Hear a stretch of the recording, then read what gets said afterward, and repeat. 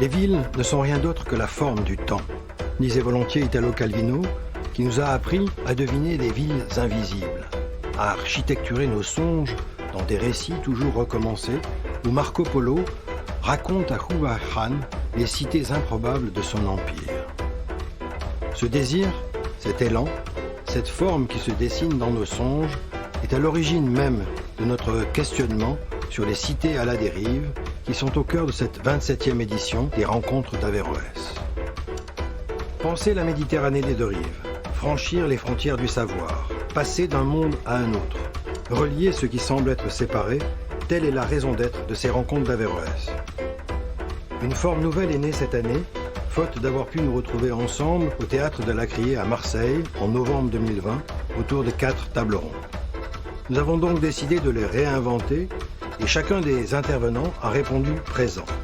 Pas pour de pseudo-rencontres en ligne, mais pour un autre type de rencontre bien plus sensible. Une traversée sonore autour des villes et cités de la Méditerranée, d'une rive à l'autre. Cité à la dérive, pour reprendre le beau titre du livre de Stratis Tsirkas qui nous racontait Jérusalem, Le Caire et Alexandrie dans les années 1940. Cité à la dérive, d'hier à aujourd'hui, entre Europe et Méditerranée, une équipée sonore en 5 épisodes. Cité à la dérive, balade pour un temps nouveau. Une production des Rencontres d'Averroès. Direction éditoriale, Thierry Fabre et Fabienne Pavia. Direction artistique, Ariel Koenig. Ingénieur du son et réalisation, Clément Lemarié. Lecture, Anna-Hélène Kawa, Thierry Fabre, Fabienne Pavia, Ariel Koenig.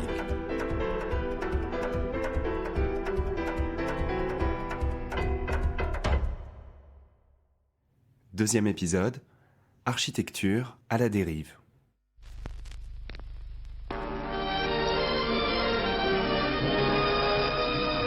À Marseille, le vieux port va-t-il être rebaptisé le port neuf? Partout, des immeubles surgissent et, dominant la ville, le plus grand et le plus extraordinaire est la cité radieuse que le ministre de la Reconstruction a inaugurée cette semaine. Cet immobile paquebot de pierre comprend 347 appartements pourvus du confort le plus moderne, dont beaucoup sont déjà habités.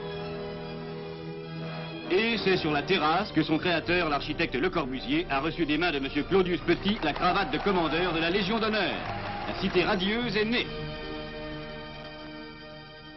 Vous savez, trop souvent, les architectes, pour lesquels nous avons par ailleurs beaucoup de respect, mais aimeraient façonner l'espace dans lequel on vit et d'une certaine façon conditionner à assez long terme la façon de l'occuper. Benoît Peters, écrivain, scénariste et critique. On connaît les théories de Le Corbusier sur les fonctionnalités, sur la pièce utile à chacun, l'espace nécessaire pour une cuisine, pour une chambre, parfois pour une ville. Or, cet urbanisme-là nous est apparu à un moment comme exagérément contraignant, comme exagérément violent. Nous avions imaginé, dans une petite fable urbaine, des brigades urbatecturales. Notre urbatecte, mécontent de voir l'œuvre évoluer, de voir son architecture être transformée au gré de la vie et de ses hasards, avait imaginé qu'une brigade pouvait intervenir à n'importe quel moment, dans n'importe quel appartement, pour vérifier sa conformité avec les plans d'origine. Mais ce qui pourrait sembler un délire, en fait, est assez proche de choses que j'ai pu observer. J'ai connu un couple qui habitait un appartement extrêmement moderne et qui devait avertir l'architecte chaque fois qu'il faisait l'acquisition d'une image, d'un tableau, d'une photographie, pour savoir où cette nouvelle image, cet élément incongru pouvait trouver place dans l'appartement. Seuls les enfants, heureusement pour eux, avaient obtenu une dispense et donc, tant que la porte de leur chambre était fermée, ils pouvaient vivre dans leur espace comme ils le voulaient. Vous voyez donc des choses qui peuvent sembler purement fictionnel. J'écris contre l'architecture et contre l'urbanisme parce que j'avais connu à fond les milieux des architectes et je me suis rendu compte que c'est un métier gâché, c'est un métier qui aurait pu être un grand métier pour améliorer les conditions de la ville, mais ça a été un échec total. Franco Lacekle, anthropologue et architecte. C'est-à-dire que vraiment, les architectes de dernières 50 ans ont tout raté. Ils n'ont pas compris qu'ils avaient une mission, qu'ils avaient un rôle véritable pour changer les choses et se sont totalement coincés dans une vision totalement formalistique, on dit formelle de l'architecture. Ils ont convaincu qu'ils n'ont pas un véritable rôle pour changer les choses, c'est plutôt une espèce d'artiste, non, qui fait des choses géniales, mais qui, après, ils n'ont rien à foutre avec la sostenibilité de l'environnement, avec l'amélioration de l'environnement urbain. Et ça, c'est triste parce que, d'un autre côté, il y a une énorme demande. J'ai beaucoup voyagé, je trouvais partout dans le monde un autre type d'architecte, non, qui travaille avec les slums, avec les bidonvilles, avec les véritables conditions de l'habitat. L'architecte n'est pas un démiurge, absolument. Ce temps-là est terminé. Ça fait déjà un certain temps. Et ceux qui essayent peut-être encore d'être démiurges, ils doivent être assez malheureux.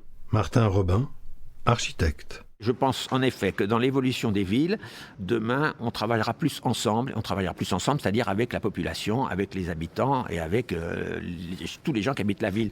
Ça ne se fera plus du tout dans un système totalement vertical qui est quand même plus fort encore en France qu'ailleurs. Donc c'est ce qui est assez redoutable et qui me semble complètement périmé. Donc on va travailler en co-conception, c'est-à-dire qu'on se réunit, on décide ensemble. L'architecte ensuite, mais évidemment, c'est l'architecte qui va ensuite techniquement résoudre tous les problèmes. Et d'ailleurs, on est en train de faire un projet comme ça, surface d'activité partagée, où on réunit les futurs habitants, parce qu'on essaie de trouver les futurs habitants, pour discuter avec eux, autour de petites fiestas, pour rassurer et que ça se passe bien. Et on va sortir un projet important comme ça à Poitiers. Si après on se pose la question du projet, si on se pose la question de la ville à construire ou à dessiner, et qu'on regarde vraiment ce que sont que les rythmes urbains, ce qu'est la vie proprement dite d'un habitant de ces villes méditerranéennes, on ne fait pas le projet de la même manière. Pauline Marchetti, architecte. Et ça, c'est très intéressant. Et ça, je crois, c'est ce que nous demande de plus en plus finalement le citadin, c'est-à-dire de nous concentrer non pas sur l'aspect efficace et pratique de la ville, mais bien sur les rythmes qui sont ceux de ses habitants, pour être le plus juste finalement, être dans la réponse qu'on donne dans nos travaux.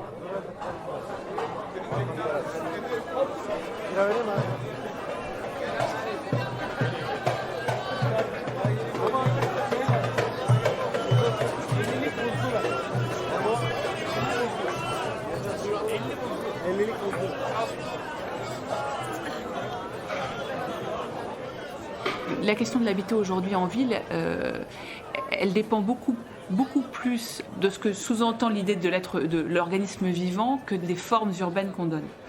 Je vais essayer de développer un petit peu. C'est-à-dire qu'aujourd'hui, si on regarde la ville telle qu'on la projette, on la dessine, on l'imagine, il y a une espèce de pas en arrière que l'on doit faire, c'est-à-dire ne pas aller jusqu'au bout du dessin, jusqu'au bout du projet, jusqu'à la réponse finale. C'est cet entre-deux finalement, cet entre-deux entre la fin d'un projet, la fin d'un dessin, la fin d'une idée de la ville et ce qu'on va laisser aux citadins comme espace à apprivoiser qui va être intéressant.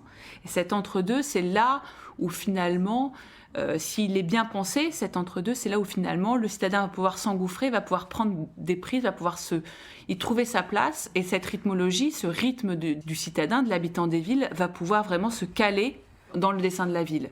Et si cet entre-deux n'existe pas, si finalement le contact est brutal entre ce qu'on donne, ce qu'on dessine, ce qu'on produit, ce qu'on construit, et l'habitant, je crois que c'est un peu physiquement comme un choc qui peut se produire. Et ce choc, finalement, il est tellement violent qu'il ne permet pas au citadin de trouver sa place en ville et à la ville de trouver sa place, entre guillemets, dans son rapport au corps et à l'habitant.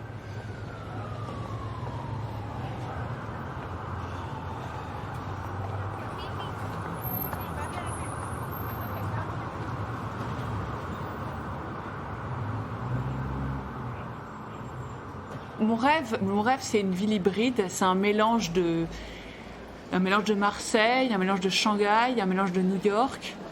Pourquoi c'est un mélange de ces 3 villes ? C'est parce que finalement, elles ont chacune un peu un lien à l'histoire. Marseille, c'est la ville européenne qui s'est sédimentée, qui s'est fait dans le temps. New York, c'est la ville moderne, c'est la ville de toutes les innovations qui sont encore celles dans laquelle nous vivons aujourd'hui. Et Shanghai, c'est la ville de tous les excès, c'est la ville qui, encore, à mon avis, préfigure très bien la ville de demain.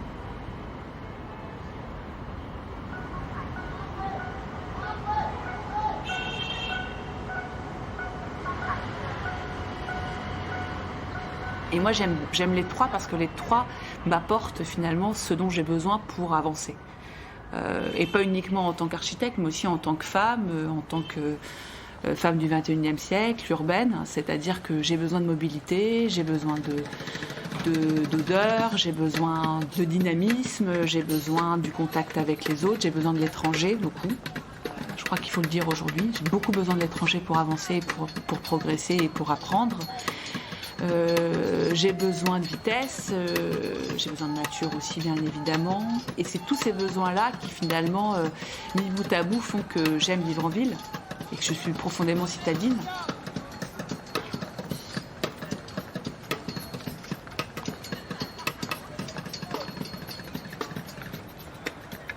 Je trouve ça d'autant plus important de le dire et de le répéter, c'est qu'aujourd'hui on a l'impression qu'il faut vivre à la campagne, il faut vivre proche de la nature pour être une belle personne ou une bonne personne. Je crois que d'abord c'est un leurre et ensuite c'est dangereux parce que plus de la moitié de la population vit en ville aujourd'hui, donc il ne faut pas les oublier. Et pas des villes comme Marseille, des villes qui sont qui ont beaucoup moins d'histoire, beaucoup moins de sédimentation, qui sont beaucoup plus violentes dans leur expérience. Donc je crois que le milieu urbain, il faut y trouver sa place, il faut s'y adapter et il faut y voir toutes les belles émotions et sensations qu'elle procure. Et ce changement de paradigme, ce changement de point de vue, il faut accompagner les citadins pour qu'ils puissent le voir. Et je crois que c'est vraiment un projet, enfin ça fait 10 ans qu'on le porte, et c'est vraiment un projet qui est d'autant plus important aujourd'hui.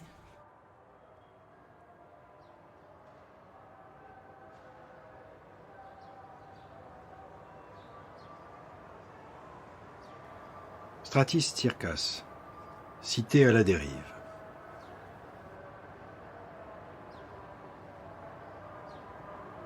Je ne connaissais pas bien Alexandrie, et pourtant la mère était née là. C'est là que le père l'avait épousée. De là, il avait emmené une nouvelle mariée à Kifissia. Mais qu'aurais-je pu voir en un mois l'année dernière à l'automne ? Pour connaître une telle ville, il m'aurait fallu des mois entiers et de nombreux jours de liberté.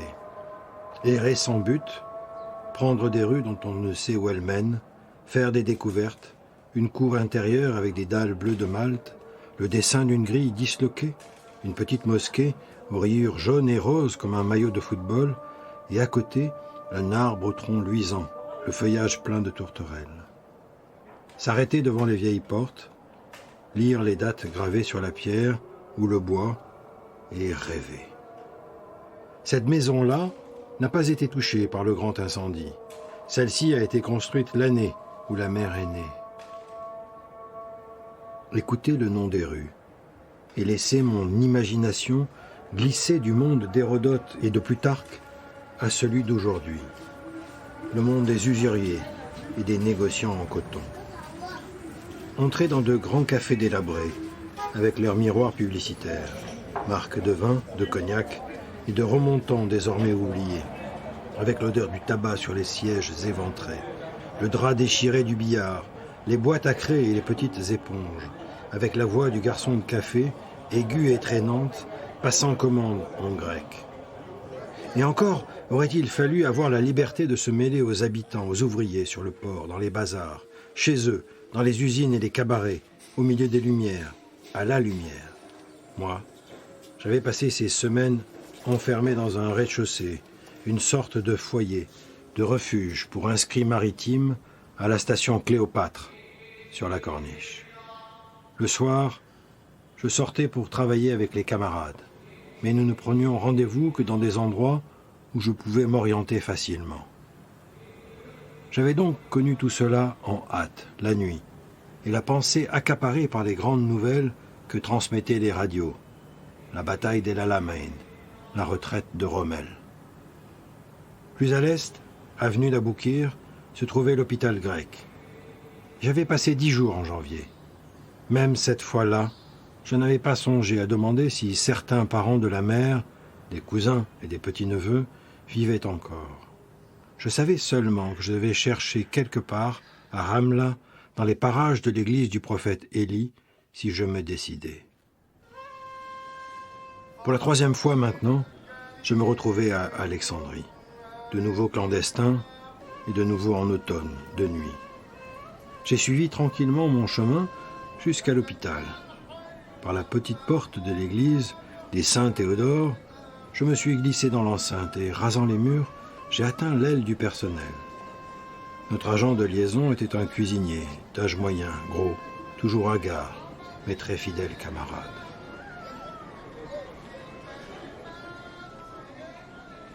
C'est très compliqué de définir ce qui est en train de se passer dans les villes. C'est très difficile, et surtout après la pandémie. C'est-à-dire, il y a un retour au localisme, il y a un retour à la proximité, non, au désir de proximité. Alors, personne ne peut vraiment savoir qu'est-ce qui va passer dans le futur qui nous attend. Non? Il y a une tendance uniformisante. Et par exemple, maintenant, avec l'émergence de la pandémie, les architectes auront pu jouer un rôle formidable parce que, par exemple, ici, dans la Méditerranée, ici à Palerme, ici à Marseille, non, l'idée c'est qu'au fond, nous sommes habitués à vivre en plein air. Non? Nous sommes habitués à utiliser la ville comme, non pas comme un intérieur, non, mais comme un espace extérieur. C'est-à-dire, et ça nous a sauvés plusieurs fois. C'est-à-dire l'idée que la vie n'est pas coincée dans un appartement, mais plutôt la vie dans les piazze, dans les ruelles, dans les rues. Non? Et ça, c'est à nouveau un échec. C'est-à-dire que les urbanistes pourraient vraiment dire très fort qu'une des manières de soigner la ville aujourd'hui, c'est de pousser les gens à rester dehors.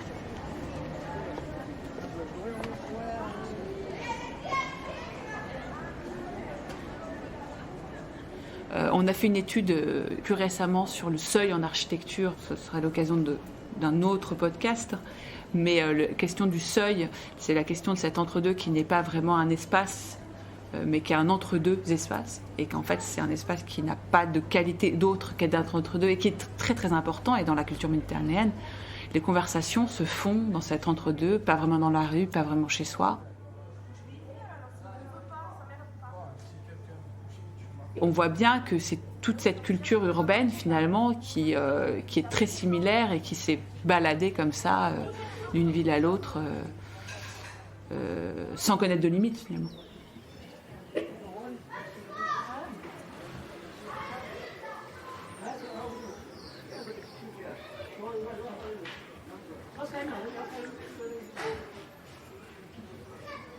Claro, la maison indigène. Lorsque Le Corbusier est venu pour la première fois à Alger, c'est moi qui suis allé l'accueillir à la gare maritime. Il faisait un temps superbe. Et du pont du bateau, dès son entrée dans la rade, il avait de son œil d'urbaniste été frappé par cette ville qui se déployait harmonieusement tout au long d'un littoral illimité, mais qui s'élançait à l'assaut des collines environnantes pour permettre à ses habitants de jouir d'une vue admirable et sans tache. Mais ce qui l'avait frappé le plus, c'était la Casbah, ville turque compacte, modelée sur une colline pyramidale, d'une blancheur immaculée, qui depuis des siècles avait valu à El Djezaïr le nom d'Alger la Blanche. Ses premiers mots en descendant sur le quai furent brefs et autoritaires. « Je veux voir la Casbah ». Il était 12h30.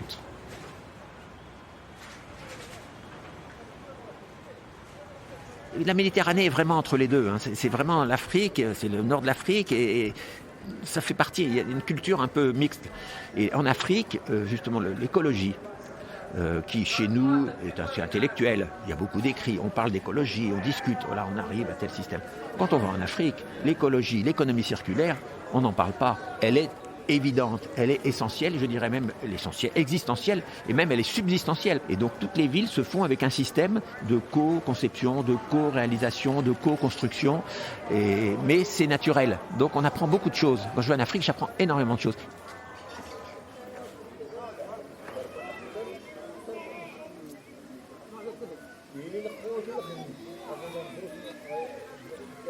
Connaître des familles, de dormir chez l'habitant, ça veut dire que quand il fait très chaud, quand c'est insoutenable, moi je sais ce que c'est. Salima Al-Naji, architecte et anthropologue. Donc je ne voulais pas reproduire tous ces petits bâtiments mal pensés que j'avais vus autour de moi dans toutes les régions arides.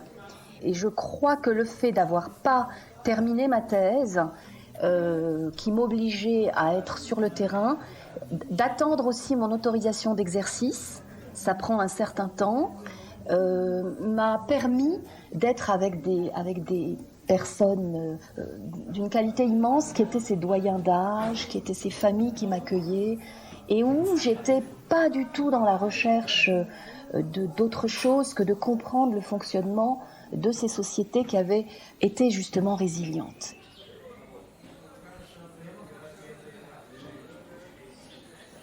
Toutes mes recherches, de toute façon, étaient autour des qasabat et des sour au début, donc les grandes forteresses en terre crue, et puis tout cet urbanisme génial des cités fortifiées de ces oasis. Moi, je me pose la question très vite, en obsession, comment sauver ces sites qui sont patrimoniaux, mais je ne suis pas du tout sensible à cette opposition qui pour moi est un artifice entre le passé et le présent.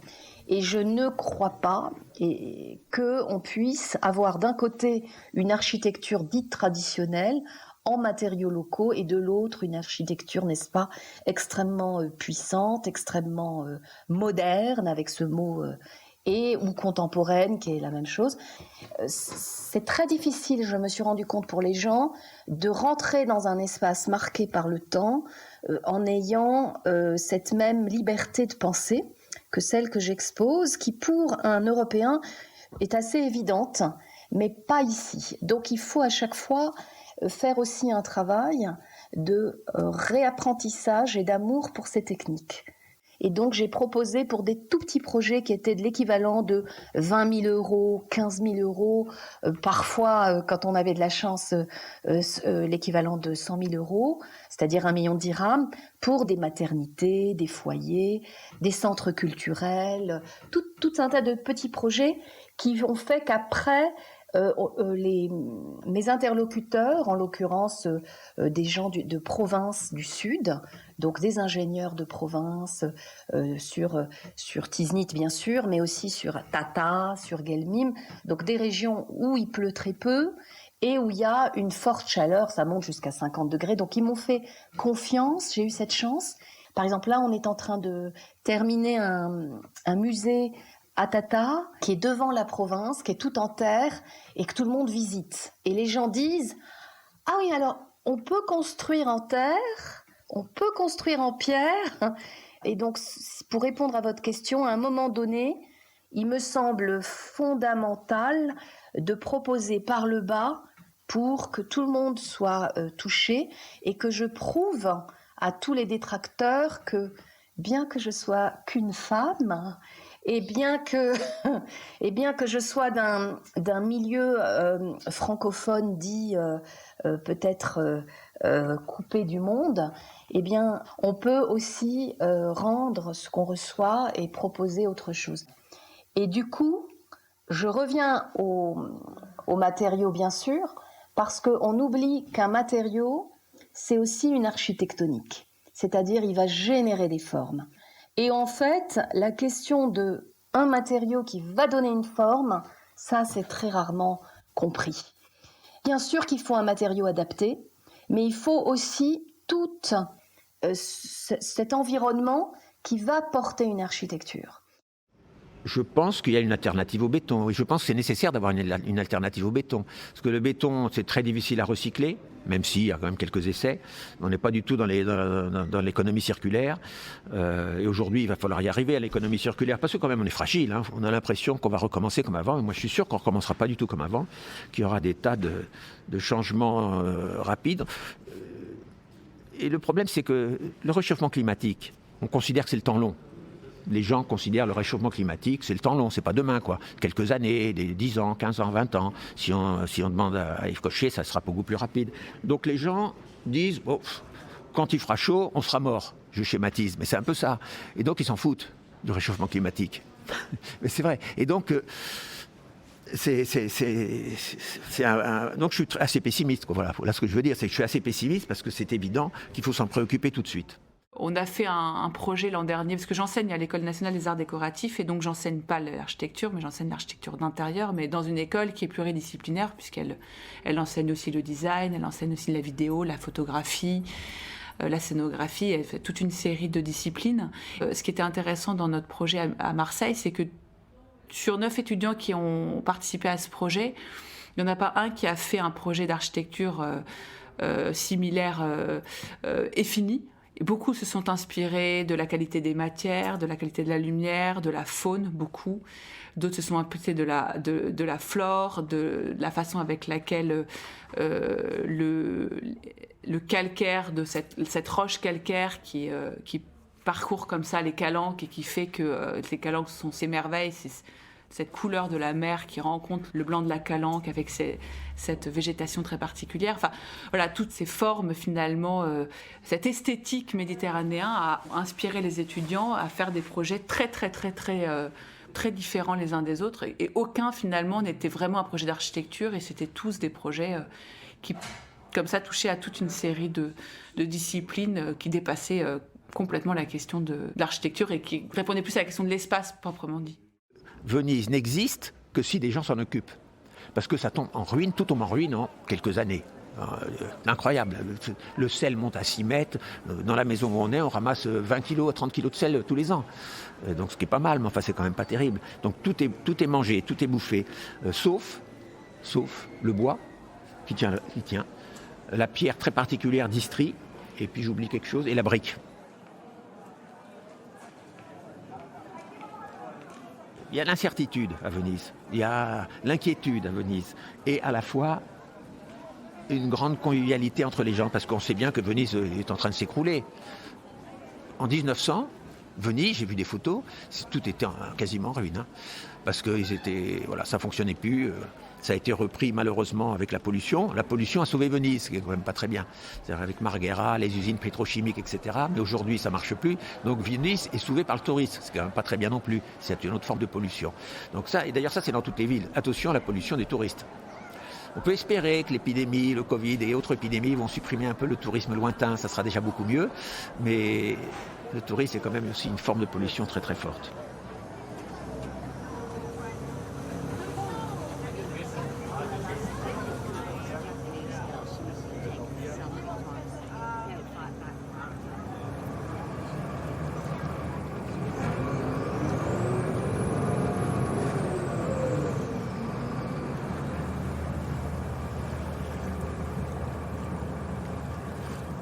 Si l'architecture peut faire quelque chose pour les mers, je crois que c'est d'être le moins énergivore possible, mais surtout le plus respectueuse de la matière, des matériaux.